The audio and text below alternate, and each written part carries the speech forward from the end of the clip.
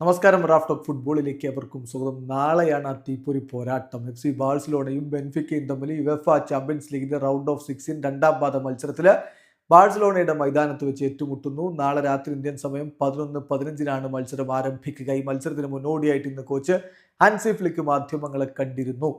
കഴിഞ്ഞ പാദം നിങ്ങൾക്ക് ഓർമ്മയുണ്ടാകും, പാവുക്ക് ബാഴ്സിക്ക് റെഡ് കാർഡ് കിട്ടിയതിനെ തുടർന്ന് 10 പേരായിട്ട് ചുരുങ്ങിയ FC ബാഴ്സലോണ പിടിച്ചു നിന്നത്. അതിൽ പ്രധാനപ്പെട്ട റോള് വഹിച്ചിട്ടുണ്ടായിരുന്നു അവരുടെ ഗോൾ കീപ്പർ ഷെസ്നി.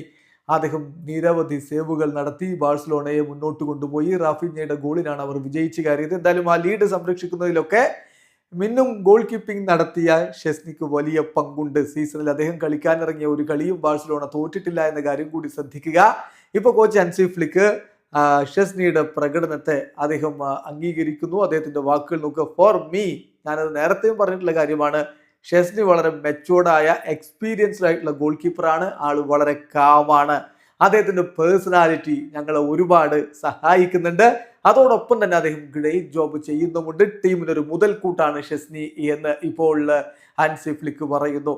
എവിടെ ഈ സീസൺ തുടങ്ങുന്നതിന് മുമ്പ് റിട്ടയർ ചെയ്ത് വീട്ടിലിരുന്ന് കൗച്ചിലിരുന്ന് കളി കാണാൻ ആഗ്രഹിച്ച ഷെസ്നി പിന്നെ തിരികെ വന്നതും ബാഴ്സലോണയുടെ ടീമിന്റെ നമ്പർ 1 ഗോൾ കീപ്പറായി മാറിയതും യുവേഫ ചാമ്പ്യൻസ് ലീഗിൽ ഹീറോയിക് പെർഫോമൻസ് പുറത്തെടുത്തതും അത് തീർച്ചയായിട്ടും ആരാധകരുടെ മനസ്സിൽ ഒരു വല്ലാത്ത ആവേശം പകർത്തുന്ന കഥയാണ്.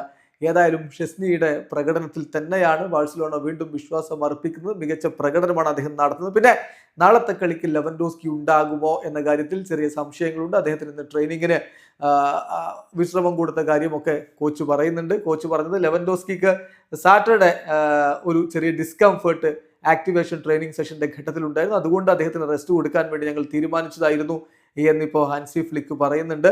ഏതായാലും ലെവൻഡോസ്കി ഇപ്പം നാളത്തെ കളിയിലേക്ക് എത്തും എന്ന് തന്നെയാണ് ഇപ്പോൾ പ്രതീക്ഷിക്കുന്നത്. എന്തായാലും താരത്തെ സംബന്ധിച്ചിടത്തോളം അദ്ദേഹത്തിന്റെ ഗോളടി മികവൊക്കെ ബാഴ്സലോണക്ക് വളരെ വളരെ ആവശ്യമാണ്. ഇന്നിപ്പോ ഈ ഒരു പത്രസമ്മേളനം തുടങ്ങുന്നതിന് മുമ്പ് കുറച്ച് സമയത്ത് മൗനാചരണം ഒക്കെ നടത്തിയിരുന്നു. അവരുടെ ടീം ഡോക്ടർ കാർലസ് പിനാഴ മരണപ്പെട്ടിരുന്നല്ലോ. അതിനെ തുടർന്നാണ് അവരുടെ ഒസാസുനക്കെതിരെയുള്ള മത്സരം മാറ്റിവെച്ചിട്ടുണ്ടായിരുന്നത്. ഇപ്പോ എന്തായാലും ആ താരങ്ങൾ ആ ഒരു ഷോക്കിലാണ്. എന്നാൽ പോലും അവർ പ്രൊഫഷണൽസ് ആണല്ലോ, കളി തുടർന്നേ പറ്റുകയുള്ളൂ. നാളത്തെ കളിയിലെ ഒരു വിജയം നേടി അത് മിനാറയ്ക്ക് സമർപ്പിക്കും എന്നുകൂടി ഇപ്പോൾ ഹാൻസി ഫ്ലിക്ക് പറയുന്നു. വീഡിയോ അവസാനിക്കുന്നു. ഫുട്ബോൾ ലോകത്തെ കുടുംബ വിശേഷങ്ങളുമായി റാഫ് ടോക്സ് എത്താം.